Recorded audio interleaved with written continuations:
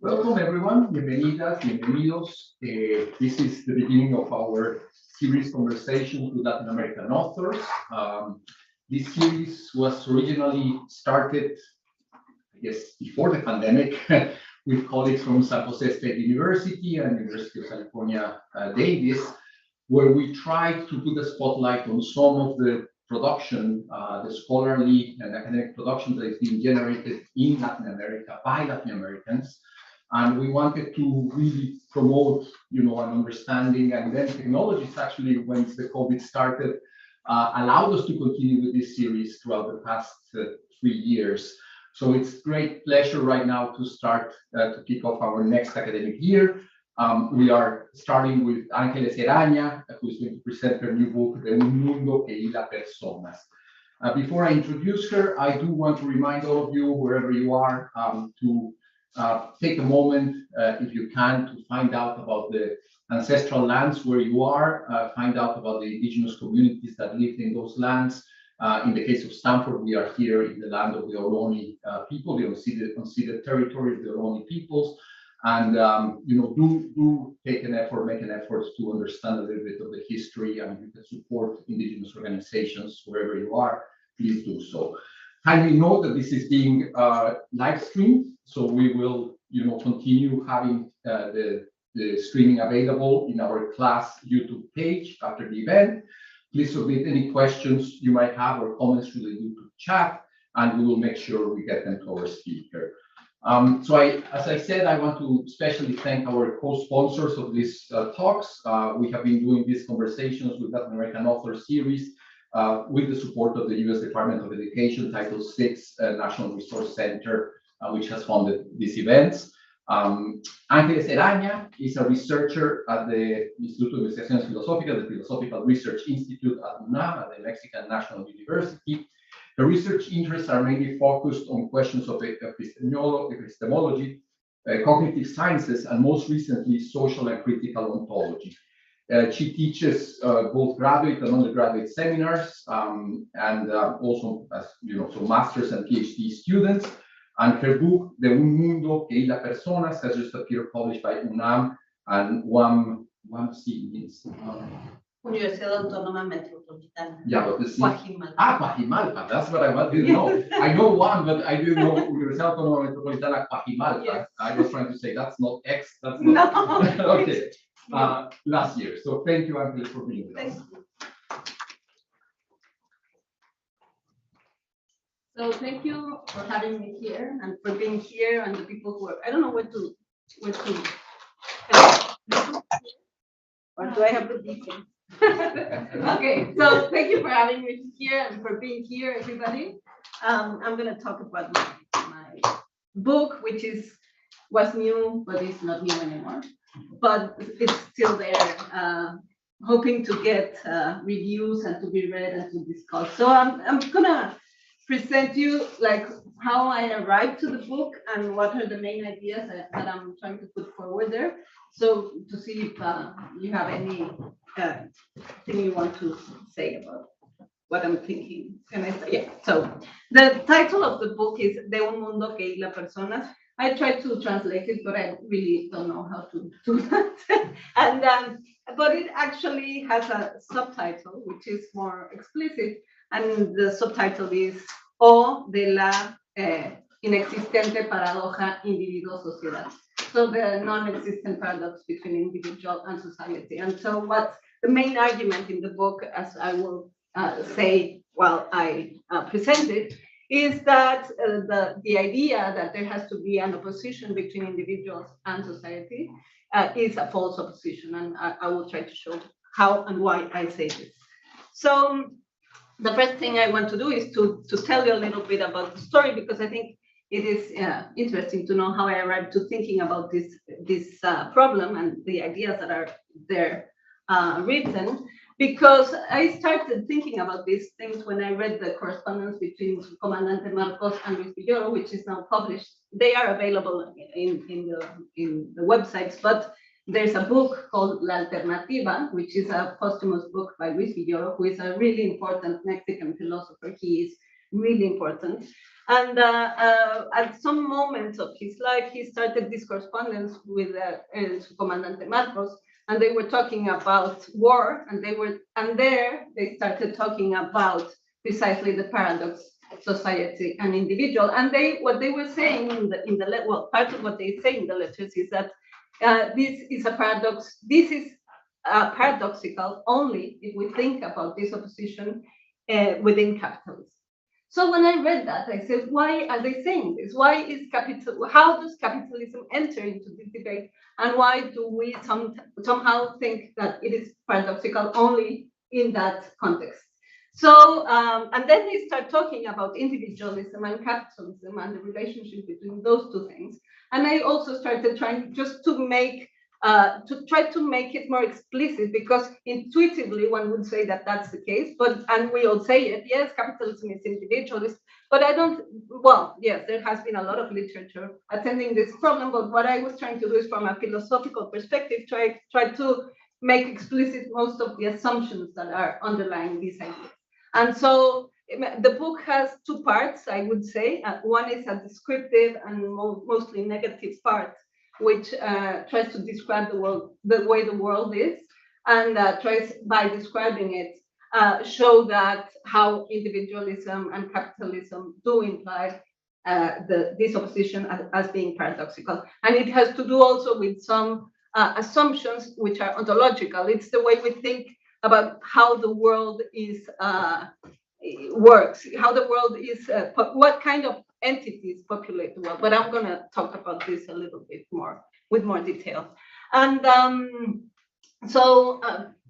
and then the second part of the book is a more propositive and positive part, where what I do is that I bring to bear many ideas that have been put forward by the Zapatista movement in many of the communiques, by many of them written by Subcomandante Marcos or Galeano, or by some other of the members of the Zapatista army, and where they are discussed, because what is very interesting of many of these communiques is that it's not only political, they are doing a lot of political assertions, but they are also actually giving us a new way of thinking about the world and how we should actually live in the world and how we should think of it in terms of ontology, even, I think. So what I'm trying to do is to show the philosophical value of many of these ideas that are put forward there, and that sometimes we read them just as political communiques and don't look to the underlying assumptions, which are, I think, very interesting. So the second part uses these kind of ideas in order to propose a different way of thinking about the world. And part, I am going to give you what will be the main point, that I think that the way we think of ourselves as persons, what does it mean to be a person, has a lot to do with whether we think of the opposition as being or not paradoxical. And so the way we are persons now is a way which is determined, well, not determined, I don't like the word determined because I am not a determinist, but it is modeled a lot by how society is structured. And I also think that the structure of society is not something that is given, but rather is something that stems out of our social practices, of the way, and practices. When I talk about social practices, what I'm talking about is the way we actually relate to each other, not only in economical terms, but also in an everyday basis. How do we see each other? How do men treat women? How do women treat kids or children? How do we relate with nature, for example? All these relations that we have between each other and with the world are what actually they make up a structure. It's something that emerges. So structure is not something given, and it's not something that cannot be changed. And actually, it is changing all the time. And this is a very important part of the argument in the book. And that's how I started thinking about these issues, and it was their fault, Luis Villoro and Comandante Marcos, so I have to always recognize them because I think that what is really amazing about reading them is that they make you think. And I think that the best way to academics and to write books is if someone is making you think about issues. So well, and now what is the book about? So I think that there is an underlying question which is not explicitly formulated in the book, but it's what was driving me all the time, and that is a question of whether it is necessary that the world is as it is now, because I think that since this is something that we are told without being explicitly told, that the world, that capitalism is inevitable. So the only way the world can be is the way it actually is. And so there are many arguments running through, and some of them is it's the only way it can be because it's the best way for it to be. And many people argue in this vein, or it's the only way the world can be because it is a philosophical, like a logical necessity. Thinking of the world in some other way is not possible, and not only conceptually, but also empirically, because if we look at how the world has developed through history, and that's the way we tell history, it has always had some of the main elements of capitalism within it. So we can, and that's the way we tell the story, and it's not always explicitly recognized, but it's always there, at least in our in the public discourse, more than in academics or more refined analysis. Even though I think that there too. Can I have some water, please? Oh, thank you. Sorry. And then there are the explicit questions that make up the chapters. And one of them is, how is the world now? And this is part of the descriptive thing that I'm going to do. Who inhabits the world? Are we persons? Can we be said to be persons? How are we persons? Because being a person is something, it's like, it's having the, well, I will say different things, but now just to present the idea, is having dignity. So dignifying is very important in order to be a person. And dignity is something that has been really scarce in our world for the last many centuries, I think. And we'll talk about this a little bit. And then the question of what it is to be a person. And there we'll start the positive and propositive part. So I start with this, the world as it is now, and this is the first part of the very first part of the book. And I was going originally to talk about this, but then I decided not to talk about it.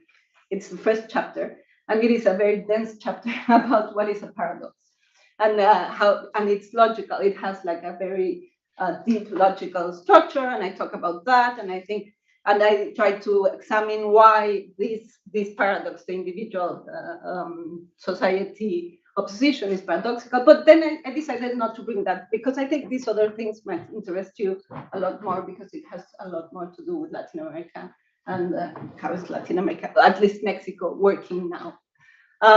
So there is a big part in the second chapter where I talk about war, and I talked to you the last time I was here about that, so I will be brief. But what I take very seriously this idea put forward by Comandante Marcos and Galeano also, that he argues very strongly, and there's other people like Osvaldo Zavala and Don Paley and some other people who argue that we're living a fourth world war. And the third is the Cold War, which they analyze the numbers and they say there was so many people dying when the Cold War was going on that we should call this an actual war, not just a Cold War. And then what they say, well, Comandante Marcos says it explicitly, but Osvaldo Zavala and some other people, Membe also, they agree that there is a world war going on. It doesn't matter if it's fourth or not, really. And for my argument, it is. I don't mind if it is fourth or not. And what he does is he analyzes the structure of this war, which is very different from the First and the Second World Wars, because there was a declaration of war and of hostility, and there were some rules that were being followed, and there was a territory, and the main the main aim of war was gaining territory and trying to impose certain way of governing that territory. And what he says is that the new structure of the world, of this world, is first, there is never a declaration, an actual declaration of war, but rather it just happens. And we always explain them as being local conflicts. So there is the conflict in Africa or in South America, in Mexico, the drug conflict in Colombia, and you always have these explanations about how the conflicts are not actual, and people don't want to call them wars, and they're very careful not to call them wars because it has implications. Because war actually somehow commits you to follow certain rules. But if you don't call it war, then you don't have to follow any rules, and you can really be like violence takes faces and ways of presenting itself that are very different. Like war is not nice, but it's different. So they and I think that it is true that we're living in a world war. And if you don't want to call it world war, doesn't matter. We're living in war all over the world, and it can touch you closer or less closer. And for example, in Mexico, it's terrible because we are actually living like with terror. We are always afraid. We don't want to go out at night because we can be killed. And you don't want to drive at night in a highway because you don't know if there's a bullet that's going to hit you. So it's like a sensation of this sensation of being afraid that people tell us that they felt when there was war in their countries, and we think, oh, but this is not happening, but I have exactly the same kind of feeling that they describe. So and I think that this makes you a certain the fact that this is the way the world operates makes us really afraid of each other, even. Because then you cannot really know who to trust or who not to trust, who to talk to. You don't want to go out on the streets. If you start walking and you feel someone walking very close, you are scared, and that makes you every day we become more isolated. If we already were like individualized by this idea that the houses have to be closed and you don't talk to the neighbors, now we don't even talk to anybody outside out of families and little circles of people. Even in universities, for example, in Mexico, part of what is happening is that there are a lot of strikes and students are having a lot of problems because girls or women feel very much in danger by men because there have been women raped in bathrooms in the university, for example. So it is something that really permeates every single part of our everyday life. And that somehow makes us the kind of persons we are, if that can be said to be a person. And that's what I'm gonna try to say as we go forward. So I think that there are two underlying assumptions when we think about the world as it is now. One is the idea that this world is populated by substances. So what we think is that there are certain things, so to say, substances. We are substances, and we have certain properties. So we can be blonde or not. We can be, and you can start putting any property. And it's not only persons, not only we, but also like chairs. The chair is a substance, and it can be black. It can have 3 legs or 4 legs. It can be used to sit or to something else, and chairs normally are used to sit. So part of it, there's a discussion whether part of the substance is chairness or whether you can say that it's property. So there's these huge philosophical discussions. But the problem of thinking that way of substances and properties is that what we tend to see is that one thing can just be one thing. So, and it is always different to any other thing. So it is identical to itself and different to any other thing that is not identical to it. And being different, when you think about that, you always say, in philosophy, it is typical to say that when you have these pairs, these ontological pairs, there is one of the members of the pair which is fundamental and the other is derived. And this is called sometimes binarism. In fact, probably many of you who have read about feminism have heard the word binarism, and it's something that has been really, feminism has been opposing to, because it's the idea that there are only two genders and they are opposed, and one of them is fundamental and the other is derived. And this idea, the idea of that binarism puts forward in this particular debate, I think that is something that sticks to this way of thinking about ontology, and it makes us always think about oppositions which are in conflict. So instead of thinking of oppositions as things that can complement each other and make each other better, we're always thinking in terms of conflict. And I think that has a lot to do with the fact that we're living in a world which is continually in war. So what war brings you is a way of looking at the world as being in conflict, and you actually make it your own, and you start relating with others in your everyday life as conflicted ways.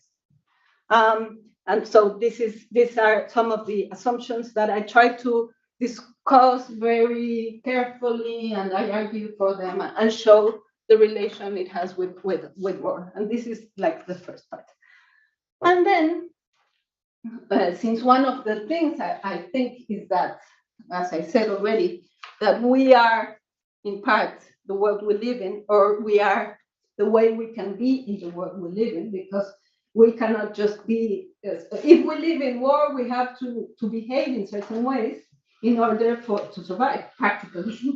And so we become this kind of person who is afraid, who is isolated, and who is always thinking in terms of conflict or there being. So what happens is that I say it here, we are who the world allows us to be. So there is a sense in which we could be different, but in order to be different, we have to change actually the world. And changing the world means changing our social practices, the way we relate with each other. And so the question is, who can we be? Who can we be in this world? And who do we want to be if we want to stop being this? Well, I don't like what I see, right? And there's also a part about that. So what do we need to do in order to become these persons we would actually, or we would in our dreams like to be? And imagining ourselves, because also what happens is that it becomes very difficult, because all the metaphors that we use, if you look at it, are bellic metaphors. Well, not all of them, but many of our metaphors, even with COVID, think about it. The metaphors at the beginning were really bellic. It was like bellic. Did you say that? Yes. It was like, yes, we're gonna fight a war against the virus, and I was like, okay, it's a virus. And we describe our being here a lot in these terms. So and the fact that metaphors are something that help us use our imagination, or that are used while we try to imagine some other possible ways of being for anything, makes it very difficult to start imagining who do we want to be, because all that comes to mind is what we have available. So how to start moving? And I think that, and that's part of the second part of the book, that we have to start looking elsewhere, because we're always looking in the same places. We're looking to ourselves meaning these people who are privileged, go to very nice schools, and have access to so many things. And as I was telling you the day I was here, you don't really go to the communities and try to understand and listen what they're saying. And I think that's important also in order to start imagining different possible ways of being. And in fact, that is one of the also of the inspirations I've had, because I have had the luck to be in Zapatistas communities. And when you see is a completely different way of establishing relationships between them. And that makes them have certain practices that are surprising and that I cannot describe them because I think one has to go and see them in order to understand the depth of the difference of the ways of being done out. But well, and that, so I think that has helped me, and actually I could do this other part, the more propositive part, precisely because I had them. I am looking at them and I am learning about them and trying to bring to bear to my own world, to my own way of being here, these ideas and see how to put them to work and see what happens. So the second part has to do with constructing other worlds. And so there is a big debate in social sciences, and you probably have heard about this, all of you, even more than me, about constructionism. What is constructionism? Is constructionism, does constructionism lead you to relativism or not? How and why? And what I'm trying to argue, and it's a whole chapter of the book, is that you can adhere to a realist constructionism. So saying that you construct the world does not mean that you invent, that you are just like imagining, because what happens, and that this is what I say here, what we think is real is significatively modeled, not only by objective reality, but also by our socio-cultural context. I hate reading because then my English starts.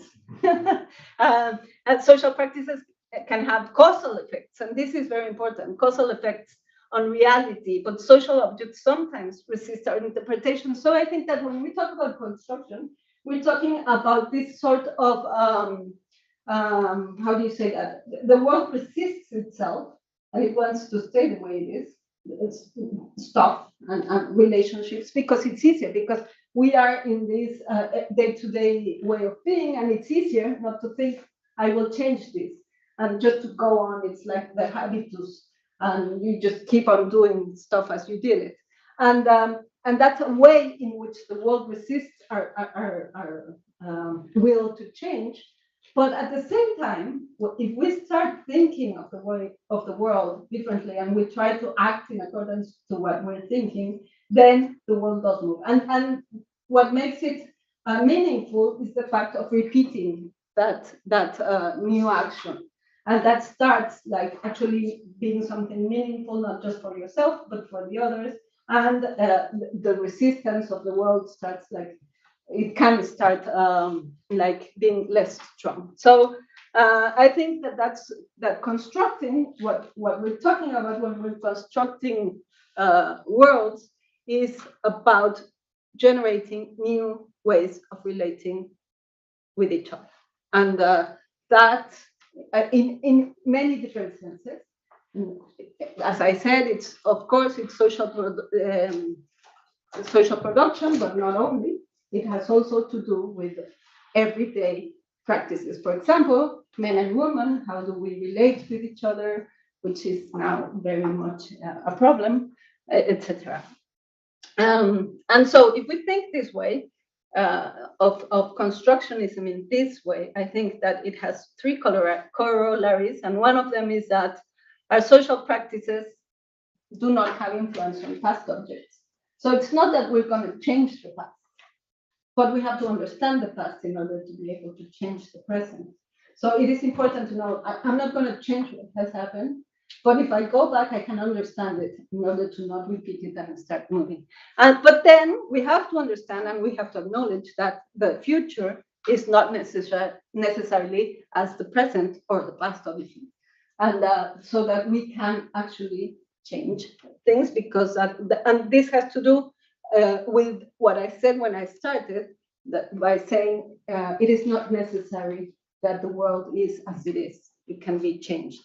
And then finally, that there cannot be any difference in our practices without differences in reality. So what I'm saying is that reality is constructed by our practices, and that our practices in part have to do with how reality confronts us.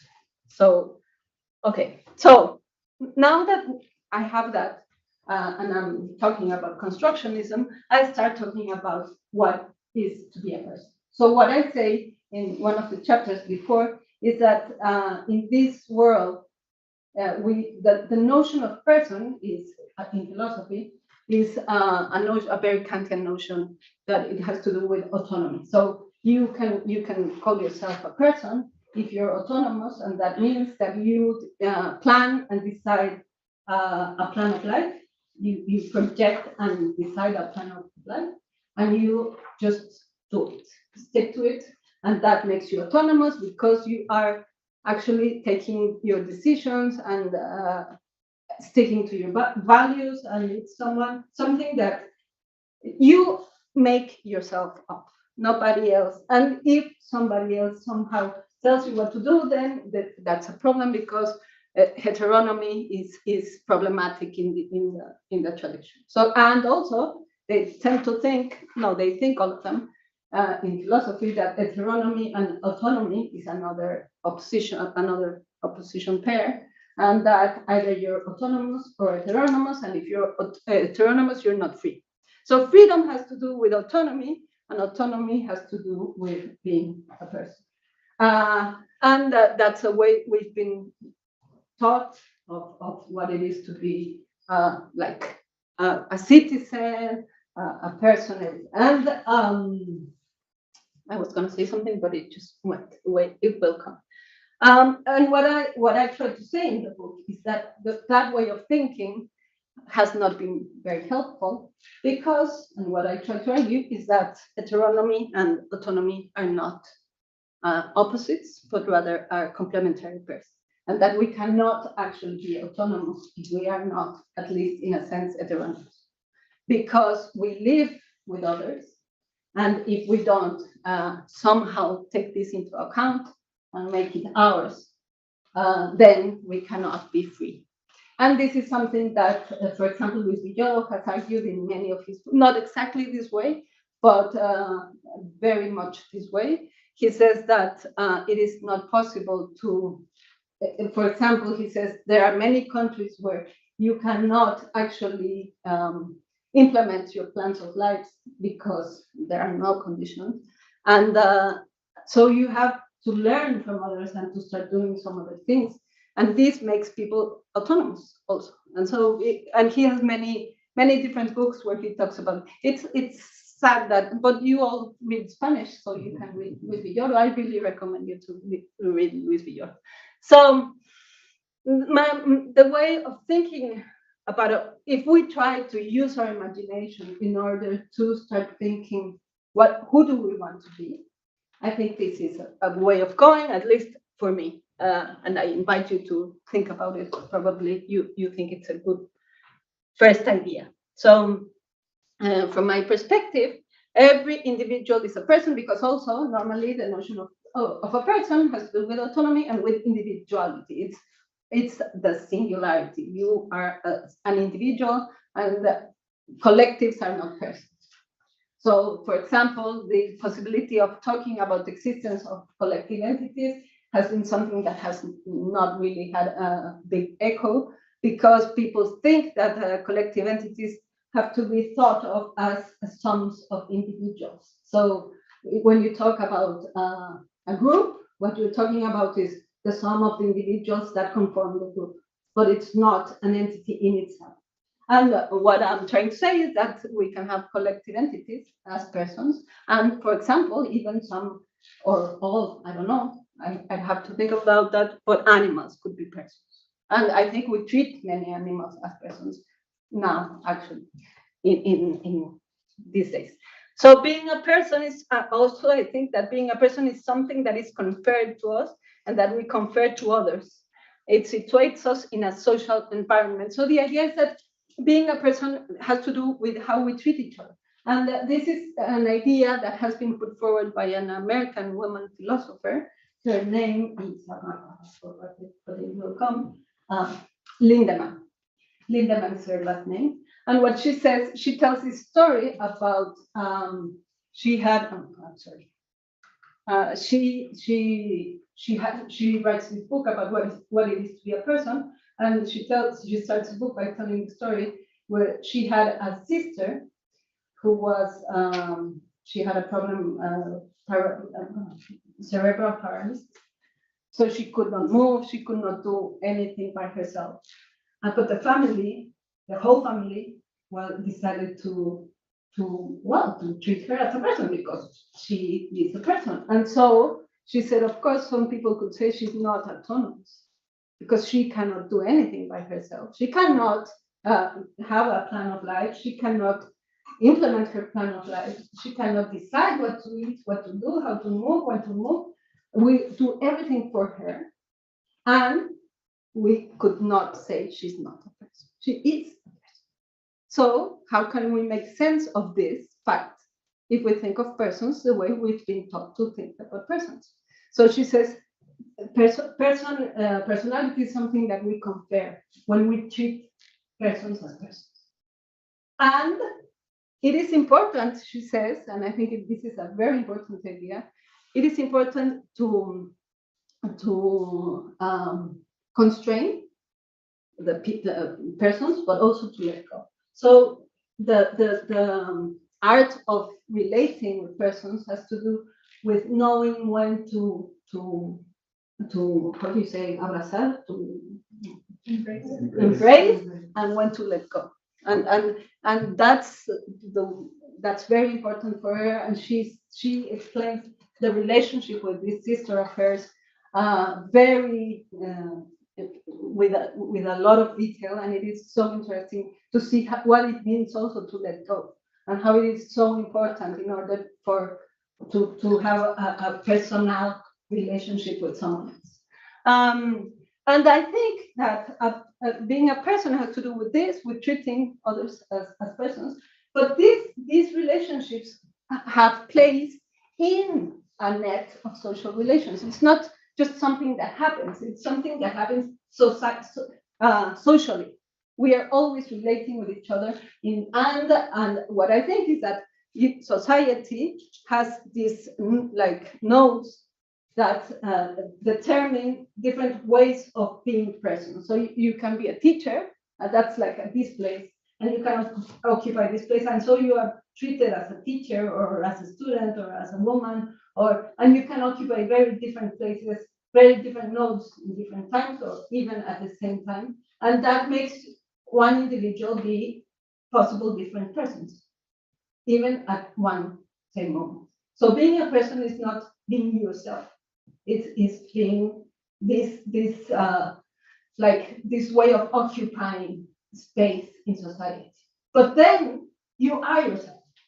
That also happens, and that is the second part. So what I say there is what nodes there are depends on how the society is structured. So it depends on our social practices, which give us this structure, and that determines what kinds of persons there will be. But then you can occupy these spaces.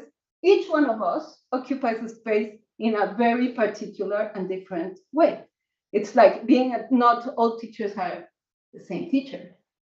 If I am a teacher, I'm a teacher the way I am a teacher. And this has to do a lot, I think, with different things, with my own story, my own history, the way I've been raised, the people, my family, the place I was born, my body, my constraints in many different senses, like how much information I have available, etc. So that is what starts giving me my sense of singularity. And it has a lot to do with what is called autobiographical memory, which is this part of the memory that has been studied a lot, and it's really interesting what they found. That is the place where we somehow keep the memories that tell us who we are, and they give us a sense of self. Autobiographical memory is very important because when it doesn't work well, it gives you a sense of not being yourself, and it brings a lot of problems, for example, for depression and this kind of thing. And autobiographical memory, the way it seems to work, according to a lot of evidence that there is in studies, is that what we do is that we we narrar, how do you say it? Narrate. Narrate. It has a narrative structure, and the narratives are very much structured by the social narratives. So we bring into there to tell ourselves our own stories by learning from our parents. When they tell us, oh, well, you are born, then you go to school, you get married. This is not the narrative anymore, but when I was a kid, it was. You're born, you go to school, you get married, you have kids, then you're a grandmother, and then you die. And that was the main narrative. And then you started making it like specific to you. So, oh, I'm gonna get married with a prince. But that was when I went for that's good. My kids don't say that anymore. They don't like princes, principes. I don't know. Well, and so it is interesting because you use this narrative, which is socially used, and it is what is commonly said, and you start making it yours. And by changing it, also the narrative, the social narrative changes. And you become yourself because you experience the way you make it yours and you experience life with that narrative starts making you the specific and very singular person you are. You are different from any other person. So you will never occupy the same space the same way as any other person. And that's also part of what makes the society change all the time. And so the autobiographical memory is a set of events personally experienced that give me a sense of singularity, coherence, individuality, and unity. And I think that persons are relations precisely in that sense. Our history does not depend exclusively on our own experiences, but also on the experience of telling them or listening them from other voices. And this is very important. It's not only we have these narrative structures, and we tell the stories to ourselves and to other people. And we want our parents, our friends, our teachers to listen to our stories. And it depends on who we're telling the story, how we say it, how we tell it. Because the way we want to be presented to others is the way we tell the story, and even to ourselves. And then there is a lot of evidence, really interesting, that when you hear someone tell your story, it rings different bells, and it makes you change your own narrative, and it makes you realize the stuff that you had not noticed about yourself. So the way others tell your story, for example, there is this book by Ariel Dorfman who wrote about the torturator that was telling the story of this woman who he had tortured, and she's listening to the story being told. And then this woman, a philosopher from Colombia, Maria del Rosario Acosta, she starts working with this story and goes to talk to people who actually have had this kind of stories. And what they say is that listening the voice of your torturator actually makes you finally make your own story. Because what they say is it was so traumatizing that you never make it yours. And it gives you a sense of detachment of yourself where you have a void. And when you hear, you start recognizing that it was not something that you made up, but that actually happened. And so it is really what they say, what this woman that has been doing this research says is that it is very painful, but it is very, at the same time, in a longer lapse, it is also helpful to make it yours and to so that's part of what I'm trying to say here. And what constitutes us is our relation to others, our ability to see ourselves in them or not. And that is very important because we don't always find ourselves in the other, because when people are very different from us, instead of recognizing them, we say, what is this? And it confronts you with yourself, and you trying to understand is part of what also is constitutive of ourselves.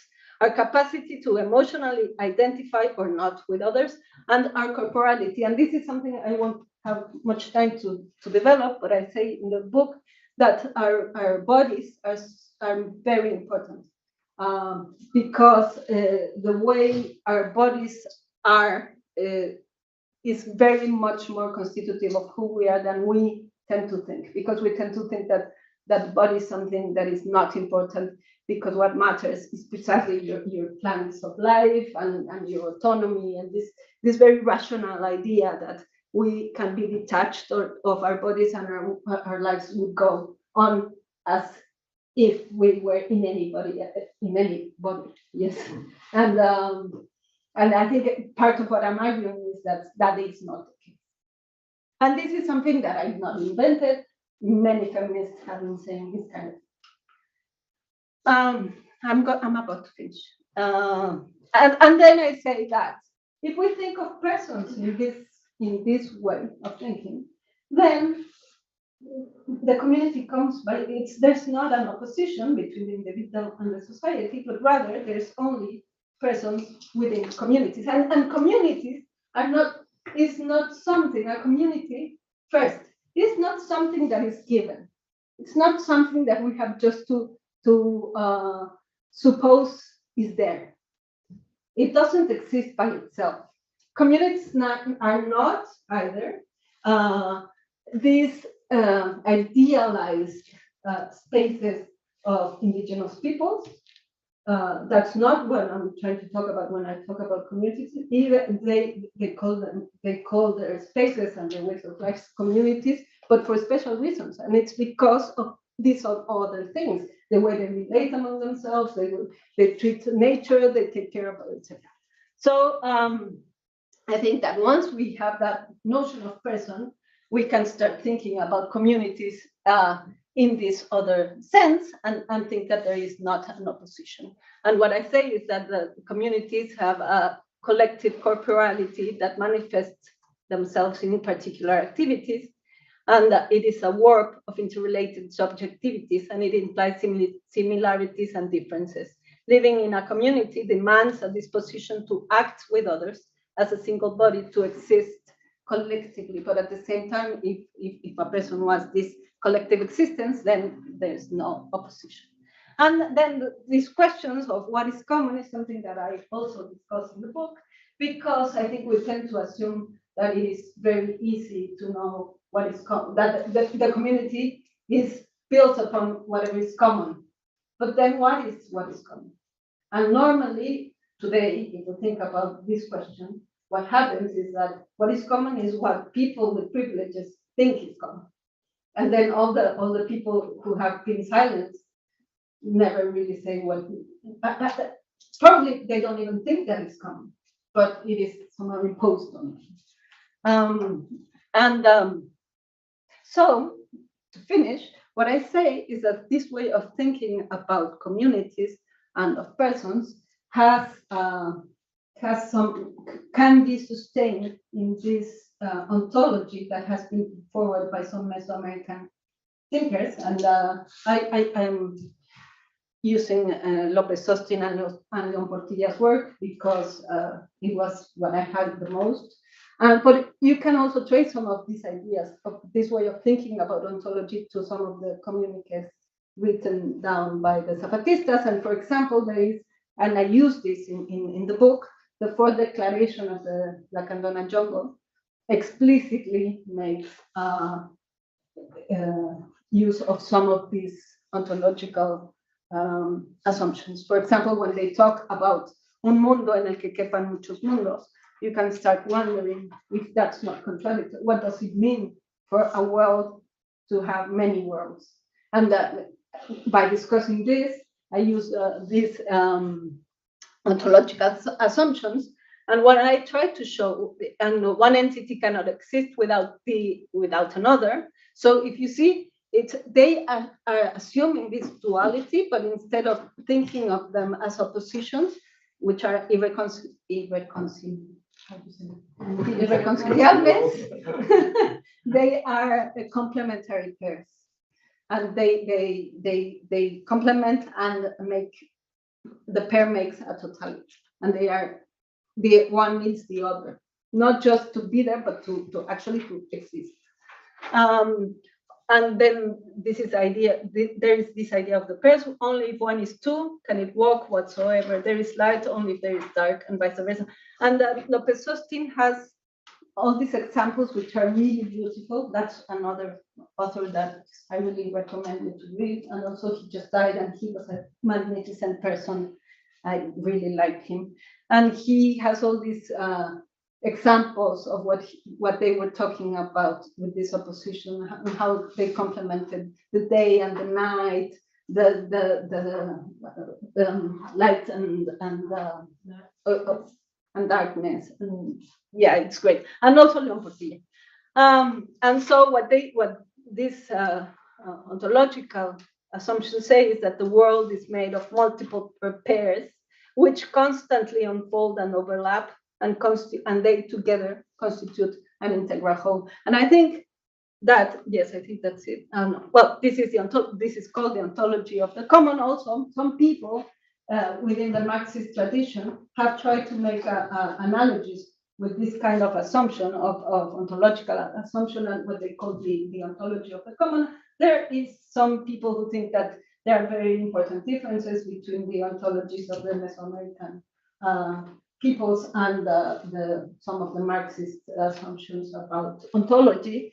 But the important thing is that the idea of the dialectics, of there being a dialectical relationship between pairs, is something that is present in both.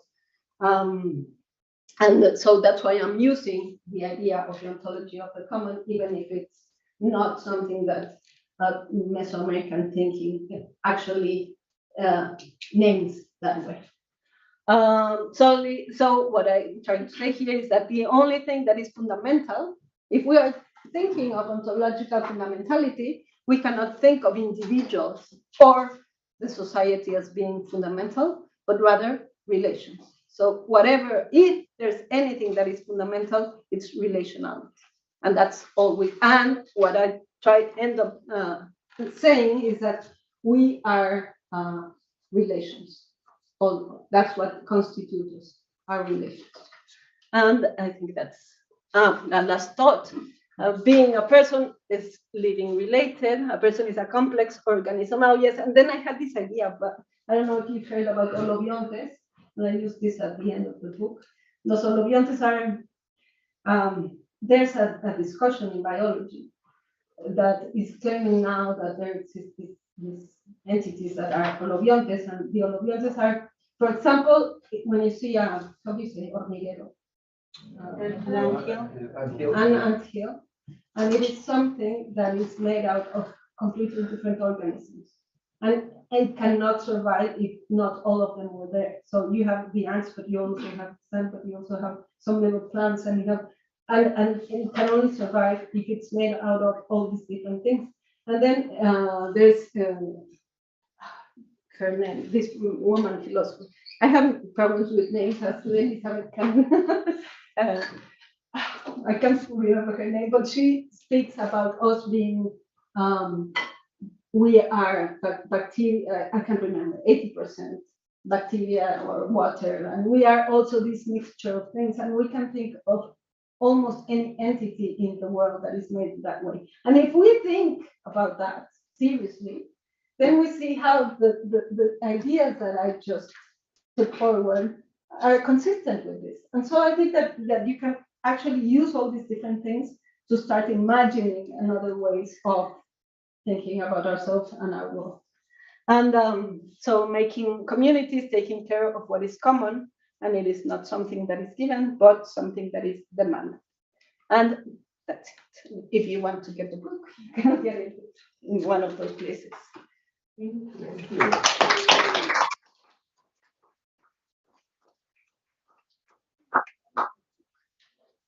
Well, we have like a couple of minutes, I think, for some questions. I did not prepare that, so I do not know if you have questions on the chat. Okay, we're okay in the chat. But let's open up for any questions here in the room. I have a question. Yeah, sure, go ahead. So it was very interesting that you mentioned like Marxist perspective in the end, because I was thinking throughout, one of the main things that kind of resonated with me throughout the entire presentation was if there was a materialist approach in the book, and kind of what were your thoughts about it. So, for example, how does that constant state of war operate from a materialist or social perspective, right? And then, I don't know, just I remember at some point in Brazil, seeing interviews with people, for example, in the favelas, saying, "Oh, we are at war," right? So that's a conclusion that they got to by themselves. So it's just really interesting. I would like to get kind of your perspective on how that, if you think that, well, first of all, a question about how if that's present in the book, but also like how do you see that kind of resonating with each other? Yes. And then yeah, I think that's it. Yes. Thank you. Because yes, actually, I am a materialist, and I talk about this in the book in the chapter of constructionism.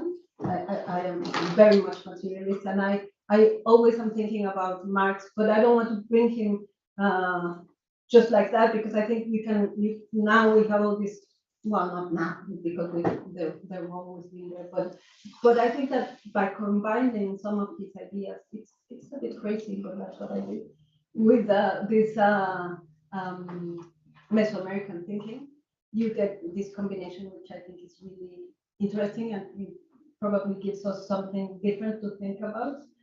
So that's what I'm trying to do. But yes, I think there is a very important material, like materialist component in the book.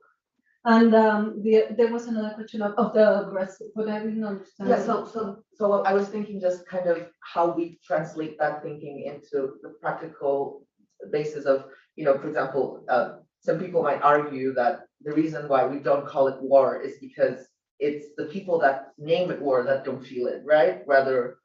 But maybe if you would ask someone that is not in the higher end of naming the issues, they would call it war automatically. So I was thinking, like, how do you see that, again, from a materialist perspective, translating into how we name things, right? And how that operates. I don't know if that was more clear. Yes. Yeah, I think that every day more and more what is happening is that people are going to have to call it war. And in Mexico, for example, now there's a huge debate of whether, because the militaries are coming out to the streets officially, like the president has, and there's a debate whether this is or not not legal, but in accordance to the constitution, if it's constitutional, and whether by doing this, and there's people discussing this, we are going to be somehow in a state of war or not, and what does it mean, but I think that it's not only a problem of naming it, it's more a problem of living it. So I think that the material dimension comes precisely with people who are experiencing this kind of thing, and the way that models your life. And for example, not going out after 10 if you live in certain parts of Mexico, because it is materially not safe to do that, or not possible to do that. And the materiality is in this sense really like concrete. It's not just naming and making it exist, but rather existing by the way it models your life, your everyday life. So, and I think this is happening, and I think that is something that people all like, people who name and the people who don't name are actually acknowledging.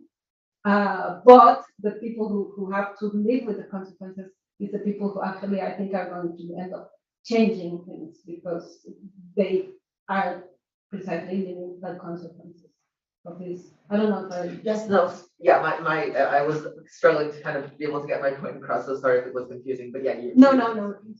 Thank you. Yeah. Can I ask a question? Sorry. Person. No, just about. I mean, I'm glad you gave us the watered down version, because I know. I was trying There's so much. to follow several aspects of the philosophical discussion. But I really wonder your initial question about capitalism. It seems to me that that's something that I could not quite figure out, because the way I see it after your whole discussion is I can see this challenge of, okay, persons Yes. as linked to the rest of the community. And I mean, I'm going to make it very sort of Martha Harnecker Marxism, but so feudalism had those kinds of obligations, but the feudal obligation was not necessarily a very nice one. Or slavery had those obligations, but those are not necessarily the ones you have in mind. No. So I wanted to ask you, so where does the capitalism Thank you. discussion end? No, thank you. It's yeah, and I actually did leave it. But the argument of capitalism goes, and it is detailed in the book, and that's why war is present, not just because it's the way the world is, but because the hypothesis is that capitalism cannot subsist if there is not war going. So it's a necessary condition for capitalism that there is war. And it's not just a matter of economy, of the capitalist economy being supported so much by the war industry and the war economy, but also because conceptually and practically, there has never been capitalism without there being war. So it seems to me that in order to end war, you have to completely change capital. And then capitalism, and I am not just thinking about an economic structure, but I think of it in a broader sense, where capitalism has to do precisely with binarism and how we treat each other, and how it undignifies us in the sense that we are so individualist that we look for ourselves, thinking that this makes us autonomous. So it's an imbricated argument, and yes, I didn't make it explicit. Thank you for making me say this. So that's the way it works, and I think the argument of it being a necessary condition is a very important argument, and it's in the book, and I think it's true, but probably not. It has many people have told me that they think it's that probably it is not a necessary condition, but rather just an empirical condition, something that has happened. And that's why I make this empirical argument, and then I make the conceptual argument. So how is what are the main philosophical assumptions in capitalism thought in the broader sense, and how those conceptual assumptions imply necessarily that war exists because of the confrontation and the violence. Yeah. Yes. Just thinking about going beyond binarism, I was wondering, I'd be really curious to hear where you think there is any definable boundary between the human and the more than human worlds. So you mentioned dignity, but it is arguably quite subjective. So I'd be really curious to hear your perspective and where you think that fits into the wider picture of where we are in the world right now. Yeah, great, thanks. I think that there is the boundaries are not precisely that's where Autobiographical come in, because I think that we cannot really say where the boundary is. So I play a lot with the idea of our own bodies being our own boundaries. So like the la yema de los dedos is our own boundary, but at the same time it's what connects you to the world. So at the same time it is no boundary. So the boundaries can extend as much as you want them to extend. And I think that depends also on how you relate to other things. So I think, for example, nature is something that we should start taking more seriously as part of what we are. And I think, for example, that in some communities, nature is seen as part of what we are. And we cannot really make a real difference, because if the Mother Earth does not survive, we simply cannot exist. So it's part of us and we're part of it. And we have to somehow, the boundary is not clear at all. Am I addressing your question? Or? Yes, please. Yeah. I was just wondering if you had, because you said that we think dignity is like Oh, yes, yes, central to- yeah, oh, yes, because what I think, but even I think that nature can be or not dignified. So dignity is not something that only human beings have. Animals can be dignified, human nature can be dignified. The way you treat the land, for example, you can really undignify it. And so the notion of dignity I'm working with is not Kantian's notion of dignity. It's more, it's like broader. And that but in the book, I am really playing a lot with many ideas and trying to put them there, see what happens. It's not, for me, the book is not something that is finished. It's something more that I want to finish with the rest of, with the readers to see what they say. And if something has to be rethought, I am really happy to rethink about it because I think that thinking is never finished. You have to, and it's also collective. So, yeah. And just your conversation, your comments around the ontology of the comment. Also, thank you so much for your presentation. It was really super interesting. I was curious if you worked in your book with anything about like contradictions, because sort of the existing of these two Contradictions. Yeah, contradictions. Yes. So just like, because it sort of makes me think there are so many contradictions in our society, right?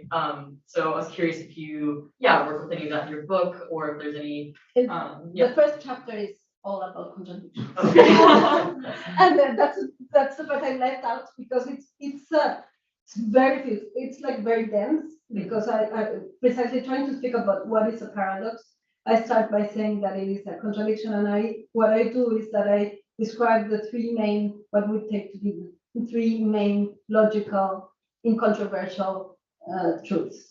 And one of them is the principle of identity, which says that A is identical to A, and the other is the principle of non-contradiction, which says that there can be no contradictions. So it cannot be the case that something happens and not happens at the same time. And I say that this principle has a metaphysical version and a logical version, and that the logical version tells us how to think, and the metaphysical version tells us how the world actually is. And that this is what we think these are necessary truths. And in that sense, we take them very seriously and we think about the world and our relations to the world in this. And then what I do is I bring to bear the opposition, individual society, and see how it actually satisfies this and why then if we think this way, this is a contradiction. But if we think the ontology in this other sense, then it is not a contradiction because you don't have to respect these laws of logic. You don't have to respect the non-contradiction principle, for example. Transmission. So we have been listening to Ángeles Eraña, who has been our encounter with authors in the series that we're doing with UC Davis and San Jose State University. I do want to just encourage all of you, if we listen to what we just heard, Luis Villoro, Alfredo López Austin, Miguel de Portilla, Ray Dorfman. We've been told of a lot of authors we should read, including, of course, Ángeles Eraña. You can get her book in the link that we'll make available in our website. And we will continue with more of these Latin American authors encounters in the future. Thank you so much. Thank you very much.